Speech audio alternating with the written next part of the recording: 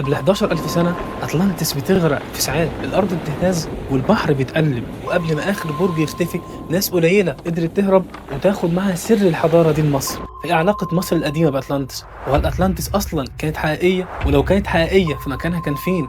ولو ما كانتش حقيقية فليه في اهتمام ودراسات مستمرة لغاية دلوقتي بالقارة المفقودة؟ القصة دي أقدم من أفلام الخيال العلمي كلها، وأول مرة اتذكرت كانت على لسان فيلسوف يوناني واحد وهو أفلاطون. قال إن أطلانتس كانت حضارة متقدمة جدا في قارة أو جزيرة ضخمة غرقت في ليلة واحدة بعد كارثة كونية عنيفة، ومن هنا بدأ واحد من أكبر الألغاز في التاريخ. وأما عن سبب اختفائها ففي نظريات بتقول إنها غرقت بسبب كارثة عالمية كبرى زي طوفان نوح، وإن حضارة كاملة اتمسحت بالمية، وإن الطوفان كان أوسع من مجرد قصة دينية. لكن أهم سؤال، فين موقع أطلانتس؟